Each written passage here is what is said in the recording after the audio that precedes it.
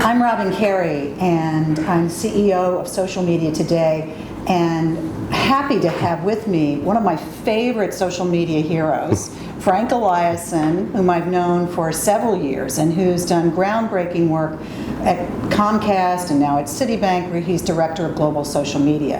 And we're here to speak about the Social ShakeUp Conference, which is happening in September in Atlanta.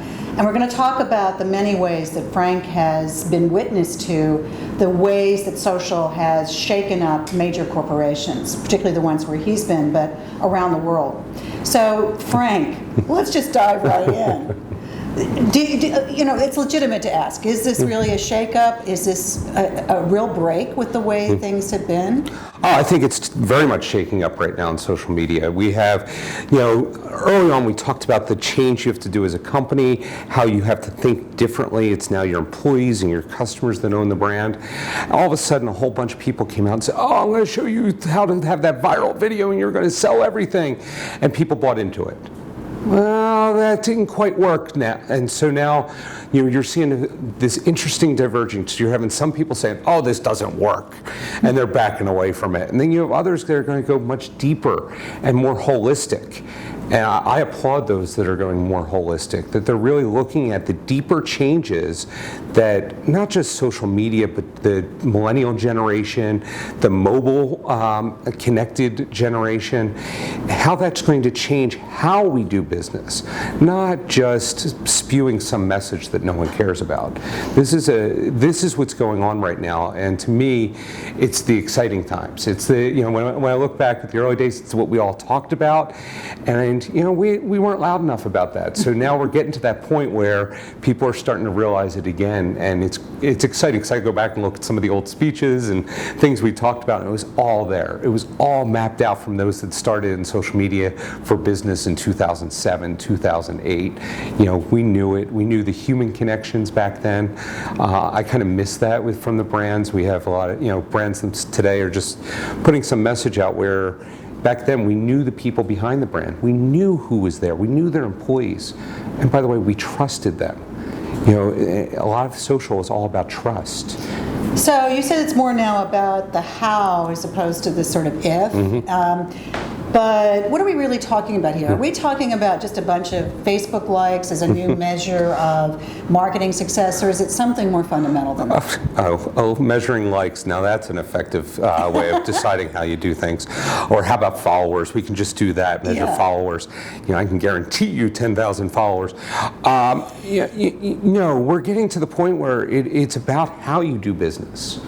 It's about that customer experience that you have. Is your brand share-worthy? Most brands aren't. And we're starting to realize these things have to happen. So the exciting part to that is it's going to enhance the customer experience, which is my background, and I think that's something that's been well needed in companies for years, and we're starting to see that take front and center as it should have always.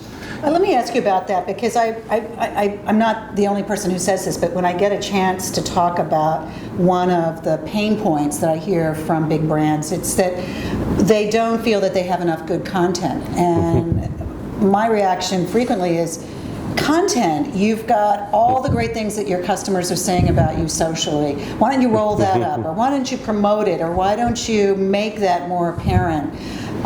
Is that changing the whole view that big companies have about customer service? The very fact that they can potentially use a positive tweet, does that make customer service more valuable in a sense? It does, but it's really funny, the whole content thing.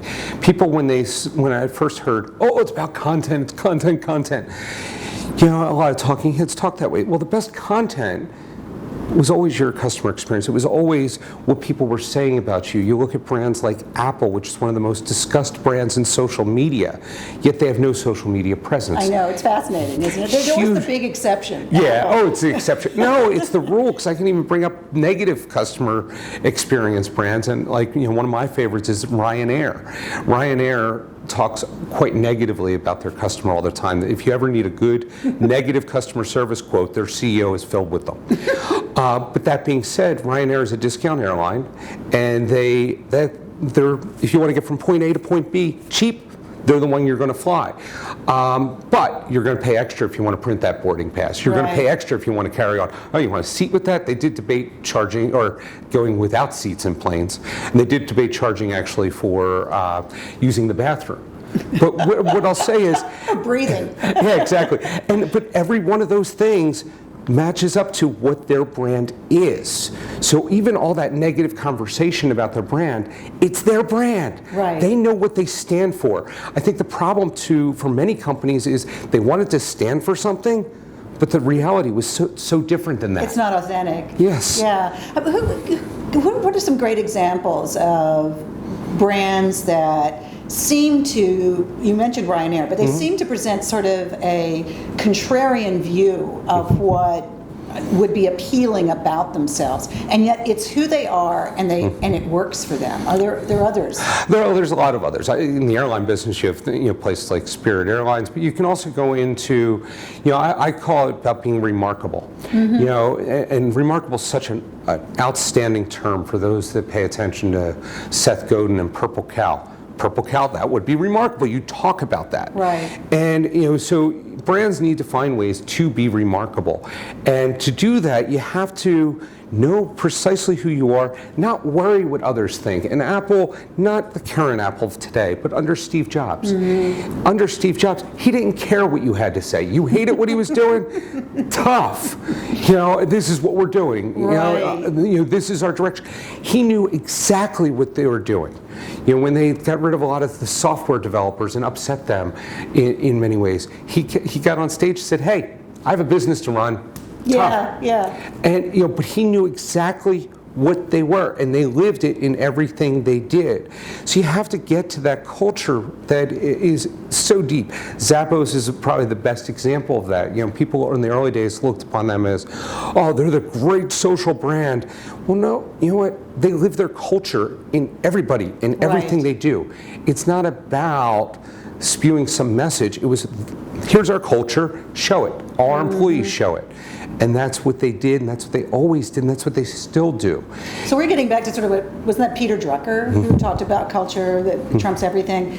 I mean, for all that we want to talk about in Atlanta, about things being shaken up, and I'm so glad you're going to be talking about that for customer service, because that's, you are the expert on that. Business Week called you that.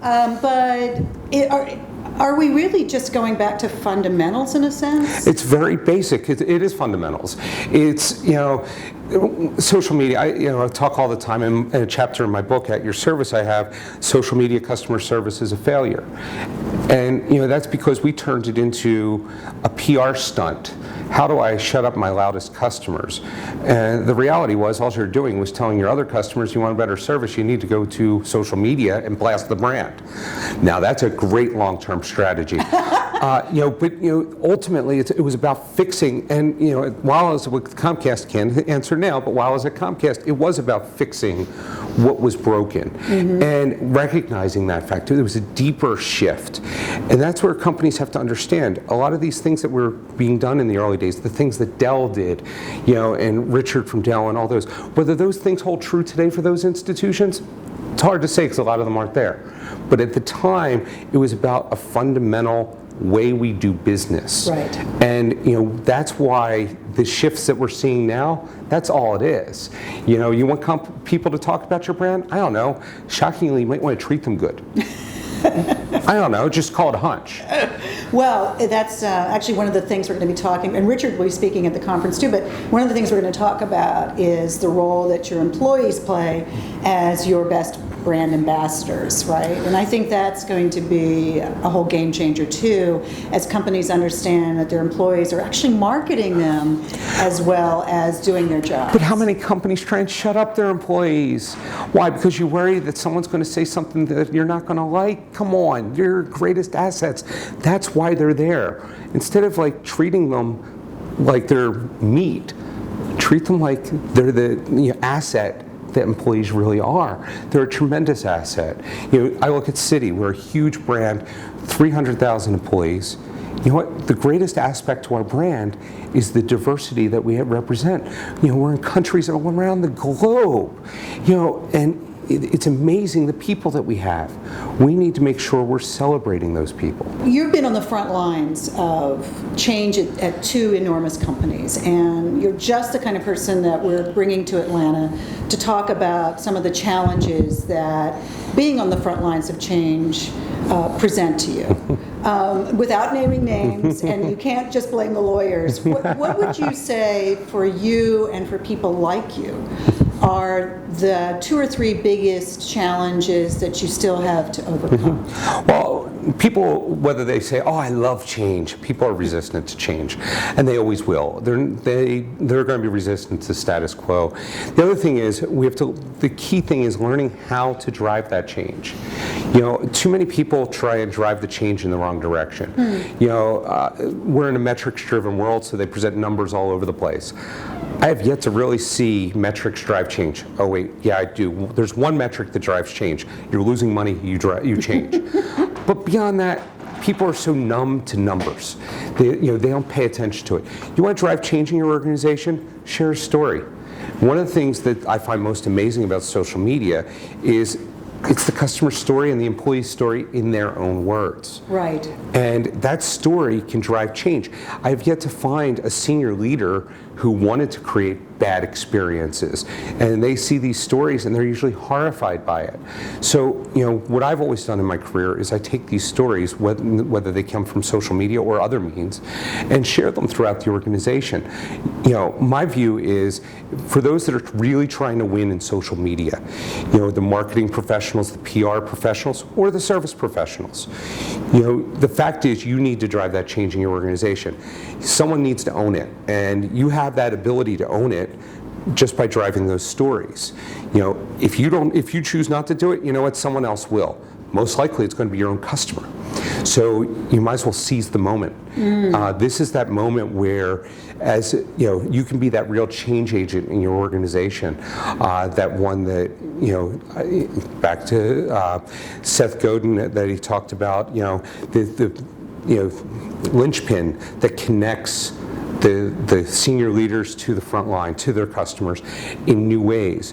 You have that capability. You have to recognize it in yourself, and you have to recognize that longer term shifts that are happening right in front of your eyes.